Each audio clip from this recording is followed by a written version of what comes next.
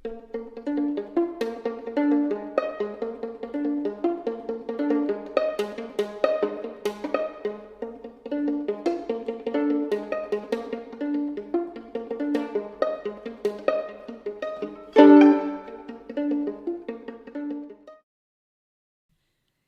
true crime friends.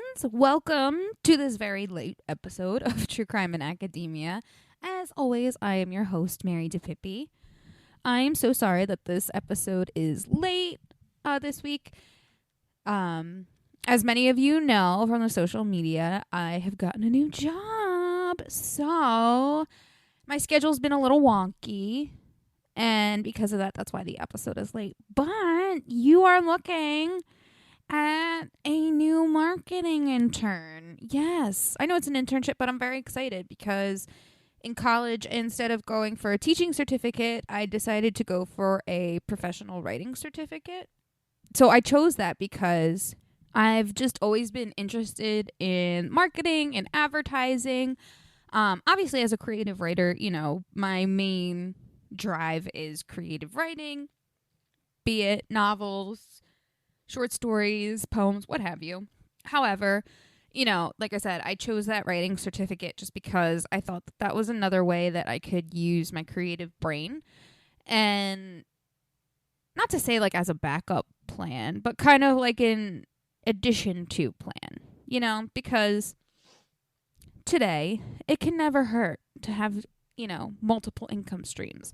So, you know, but anyway, I'm very excited. I am really enjoying this job so far. It is very different from anything really that I've ever done before.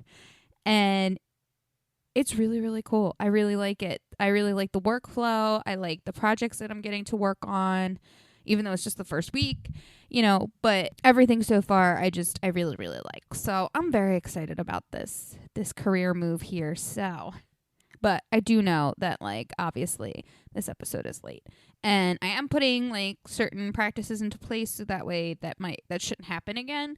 But you never know. We'll see. I'm going to try.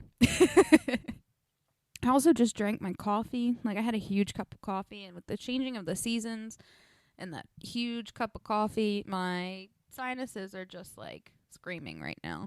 So I apologize. I'm going to try and edit out all of my sniffles, but that, you know, you might hear a couple. So I apologize in advance for that. Also, I have news for you guys. Well, kind of, sort of. I've been meaning to like announce this a couple weeks ago, but I just either kept forgetting or I forgot to ask this person. But as some of you may know, Ivory Tower Boiler Room listeners, you know, we got new interns. Yeah. With the start of the new school year, we got new interns. And guess what? True Crime in Academia has their very own intern. Her name is Rosie. She is just absolutely wonderful. Honestly, I don't know that I would have been able to get an episode out this week if it weren't for her help. She is just incredible. You may or may not be seeing her on social media. She might make an appearance here. I don't know yet, but mostly just because we haven't talked about it. But she exists. She is the True Crime in Academia intern, and like I said, she is just wonderful. So, shout out to Rosie, and thank you for all of your hard work. I appreciate you so much. Now, this case this week that Rosie helped me on, it is very similar to the Ronald Taman Jr. case and his disappearance, in the fact that it's just like he disappeared without a trace. So, and like, I hate to say like the police work. Well, no, I don't hate to say that. The police work was kind of shoddy, and we'll get into that. But yeah, there are a lot of similarities, I feel like, between this case and the Ronald Taman Jr. case. So, without any further ado, let's get into it. In most universities, the last day of classes can mean relief, but it also means that final exams are only days away. Students can choose to study hardcore or party it up before their week of doom. And in 1999, the students of Dykstra Hall at UCLA chose the latter.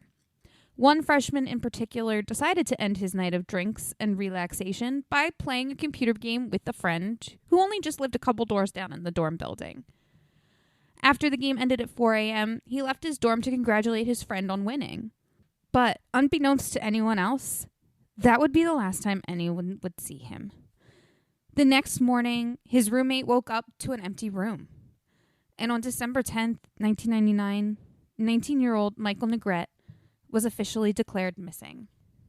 Michael William Negrete, which I think is how you pronounce that, and if not, I completely apologize. I did try to find how to pronounce his name, but I just could not find anything that verbally said it. So I'm trying. I'm sorry. But anyway, Michael William Negrete was born on March 25th, 1981 to Mary and Miguel Negrete. He was one of 3 boys born to the Negrete family. And I had to do some digging because it wasn't as obvious, but Michael was the oldest of the 3 boys. Michael grew up in a happy, loving home. He was described as happy, funny, creative, and fun-loving. He had a loud laugh and would say "dupe" whenever he was happy. He watched The Simpsons and was an avid gamer. And it said that he played both PC and console games. However, it seems like he might have liked PC games a little bit more, just based off of what I've read about him. He was also in a band called Island Fever, where he played the trumpet and the steel drum. Fun fact, he learned how to play the steel drum from a friend in middle school. Now, in high school, he joined the marching band at his high school called Rancho Bernardo High School. During his senior year, Michael became a member of the San Diego Youth Orchestra as a trumpet player, which, that's a big deal. And it didn't go unnoticed, because he received a scholarship from UCLA for music in 1999. Not that he wouldn't have been easily accepted anyway, because he was also very smart and really committed to his academics and was a straight-A student. I have to say, in my research, this is probably the most detail about a victim's life that I've seen in a long time. I feel like it's not common to get this much information about a victim, but I was pleasantly surprised, to see all of these different interests that he had, because like I said, I don't often see, these types of things, or at least for a victim, because obviously most media outlets are focused on the crime and not the life before. So the fact that I was able to find all this, like I said, I was happy about. Michael was finishing up his first semester of his freshman year when he went missing, which is, I say it all the time. It's heartbreaking. He had just started his college career. He didn't even make it to finals, which is, again, I say this all the time about victims, and, it's sad that he didn't even take his finals or finish because he disappeared. And, given what we know about Michael, obviously it seems like he was not the type of guy who would just run away from finals. I mean, he was he had straight A's, so he's not running from anything. He knows what to do. He knows the information. So it's not like he was running away from finals to avoid a bad grade.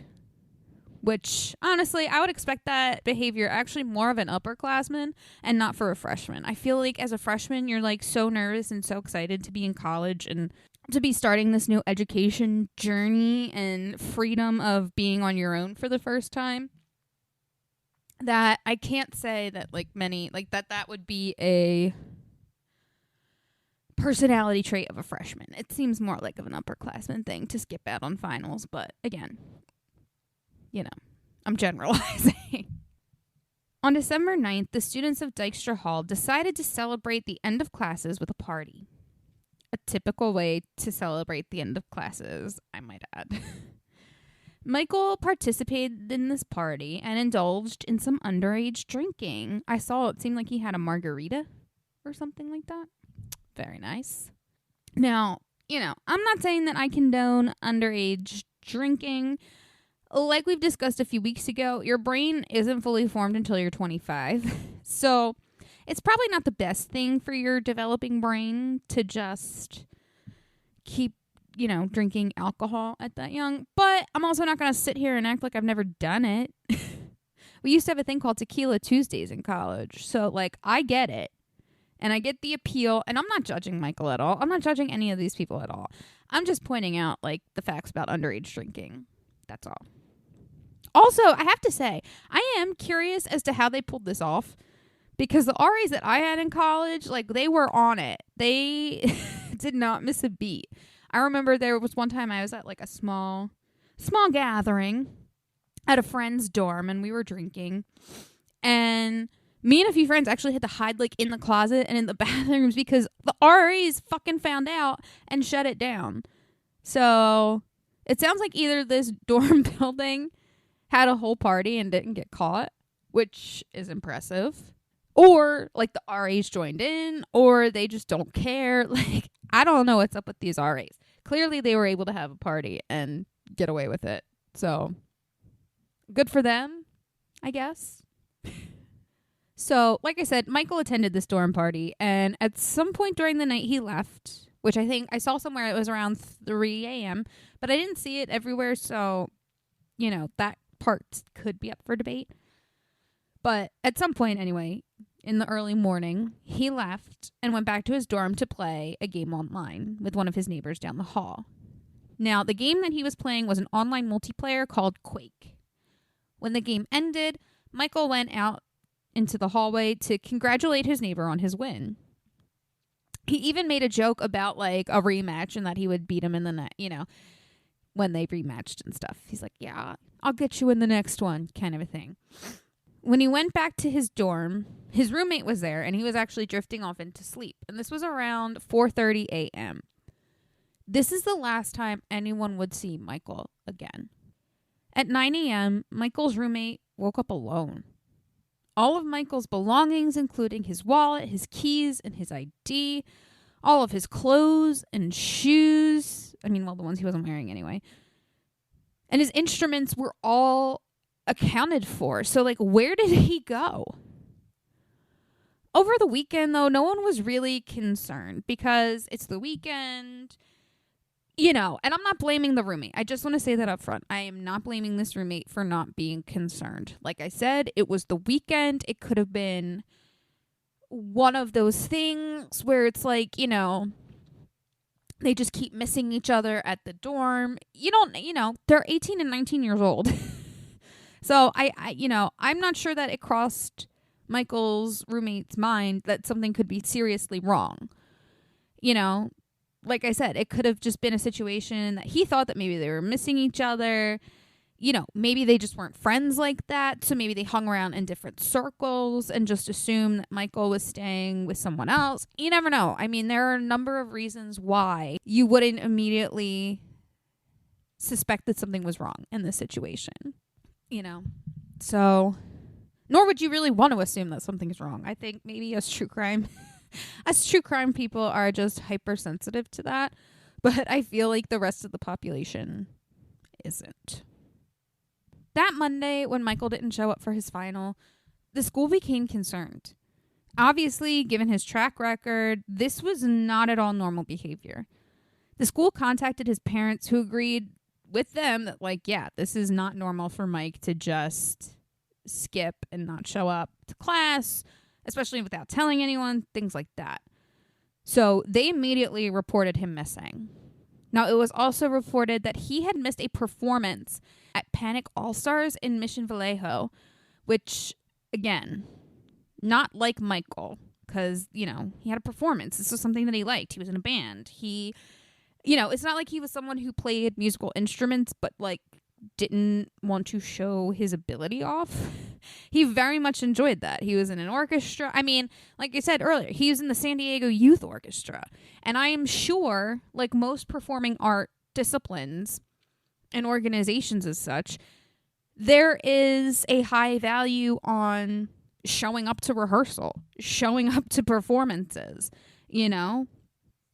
So the idea that he would just miss, and again, not say anything to anyone, is not at all like him.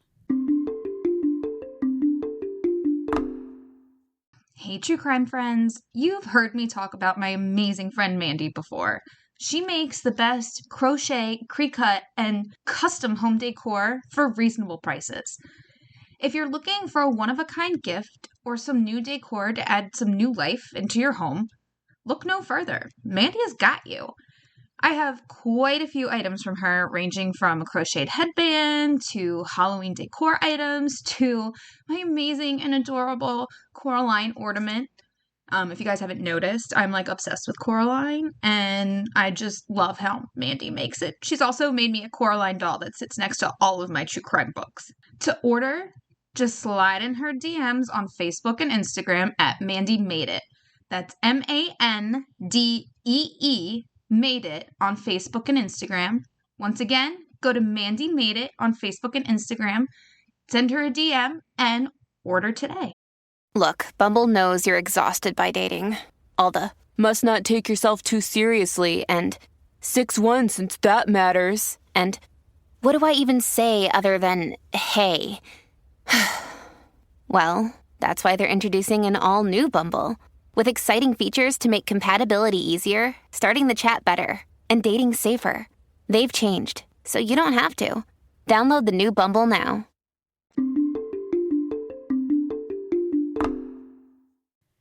Now, if you remember from the Ronald Hammond Jr. case, he was also a musician. He also played instruments. One of the things that they said was that Ronald Hammond had his car on campus and his instruments were inside his car.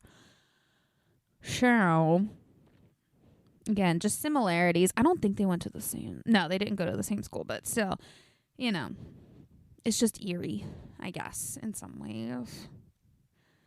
During the initial investigation, officials couldn't find anything out of the ordinary. Michael didn't have a car on campus, so it's not like he drove away. After doing some investigating into Mike's background, they concluded that he didn't disappear voluntarily. He didn't have some secret life, he didn't have issues with family or friends, and nothing in his life had drastically changed, so he wasn't running away from anything. Desperate for clues, police enlisted bloodhounds who led police across campus to a bus stop, but they found nothing. Now, I did see another source that said the docs stopped abruptly and that the police found a few pieces of evidence, but that information was never released to the public about what they found. I can't say for sure, obviously one way or the other. However, I wouldn't put it past police to hold that information close to the chest, even after all of these years. So, I don't know. Now, investigators went on to say that the dogs were confused and therefore unreliable. But literally in every single source that Rosie and I looked at, they didn't say why. They didn't say that there was a specific reason as to why they thought the dogs were wrong. And, I'm not saying that dogs are, perfect and whatnot. I think we've discussed in certain episodes it was discussed in the Casey Anthony subscriber-only episode. So if you are not a subscriber, you should go and do that now so you can watch that episode. But in that episode, we talk about how the cadaver dogs weren't necessarily reliable, just because...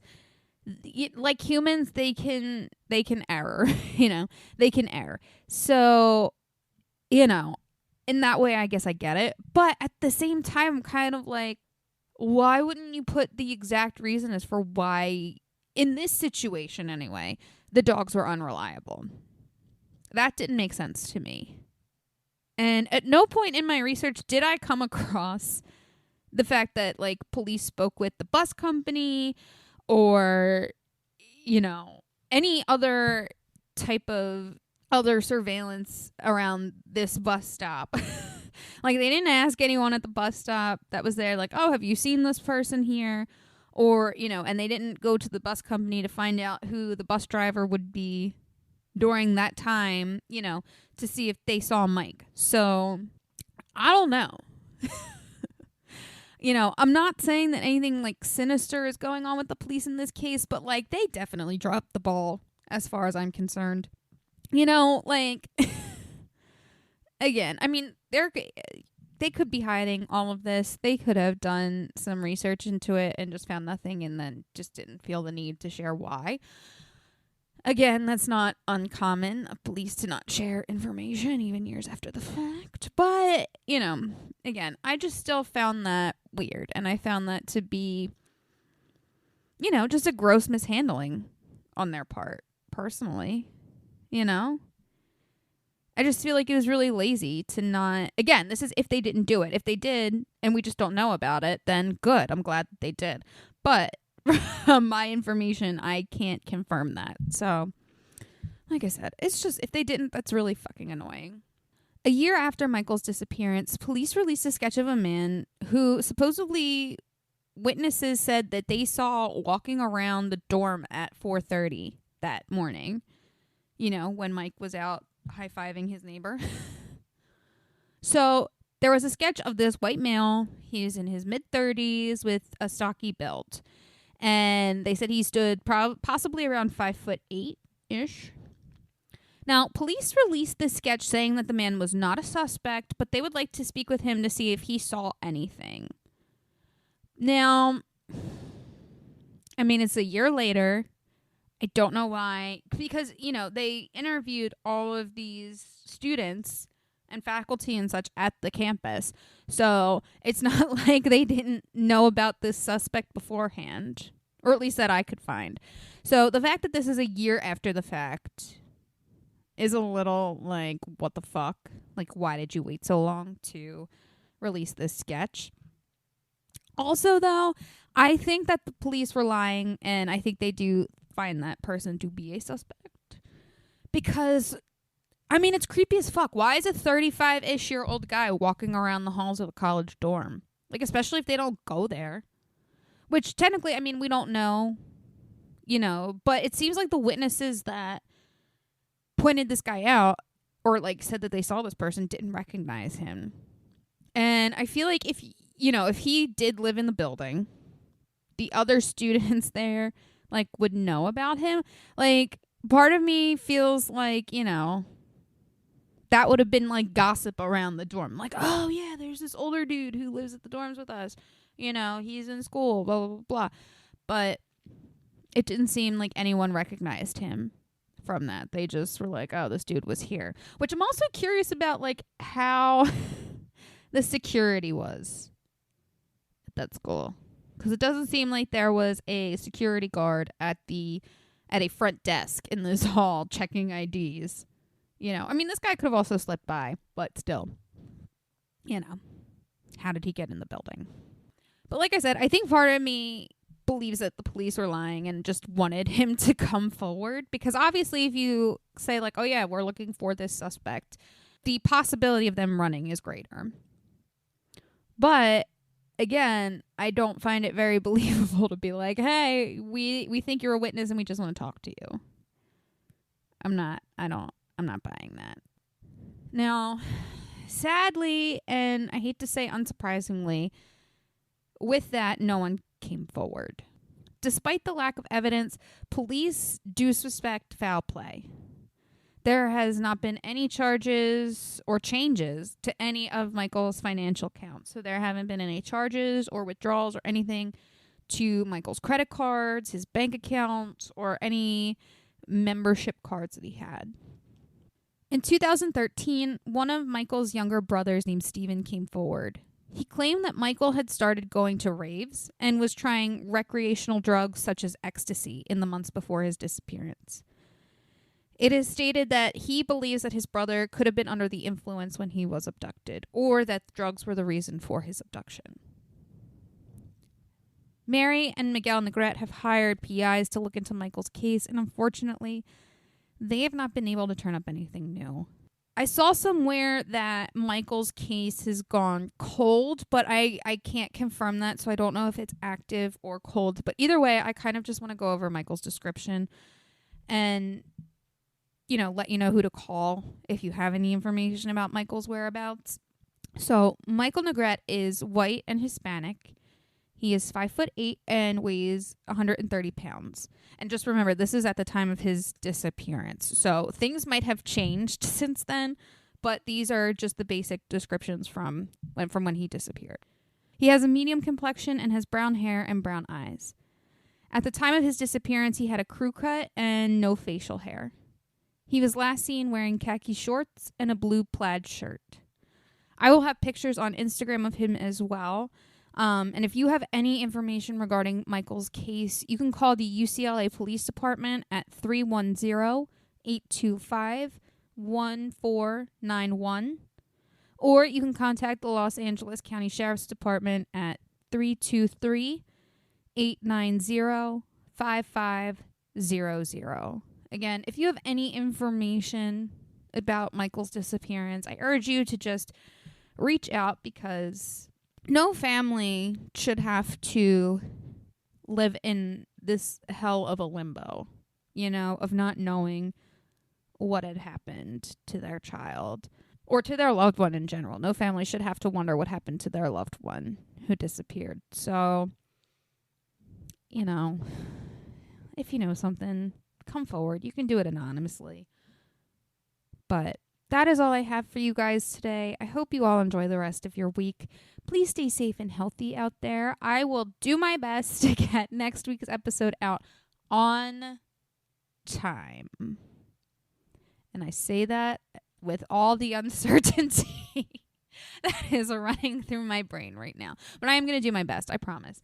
But if you have not already, please follow the Instagram and TikTok at True Crime and Academia, or the Twitter at TC and Academia.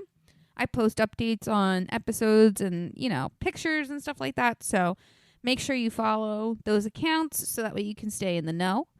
Also, don't forget to go to patreon.com/Ivory Tower Boiler Room so you can get your hands on bonus episodes.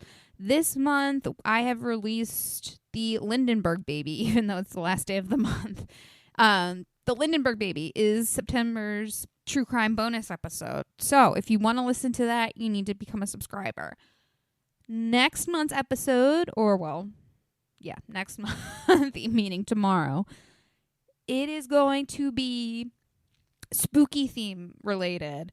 Because it's October, spooky season. I'm not gonna not do that. So the cases might be a little different, but the Patreon bonus episode for subscribers is definitely going to be spooky Halloween themed. So if you want to get your hands on that, like I said, go to Ivory Tower, or go to patreon.com. Go to patreon.com/Ivory Tower Boiler Room. And until next time, guys, I will see you later.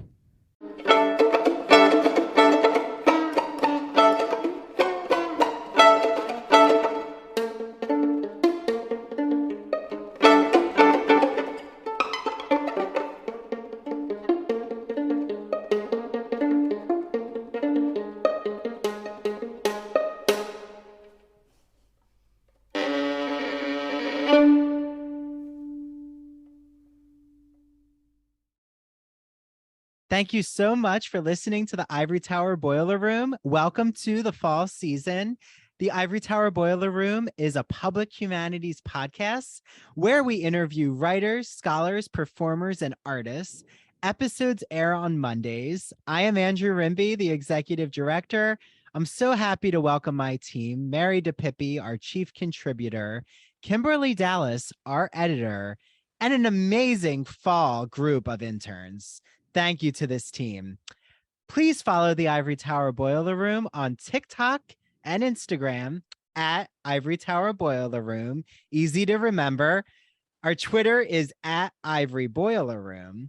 And we have a whole new design for our Patreon. It is called the Ivory Tower Boiler Room Cafe, because you're joining us and eavesdropping on our conversations that are unedited videos of all of our Ivory Tower Boiler Room episodes, as if you're eavesdropping in a cafe, overhearing the conversation.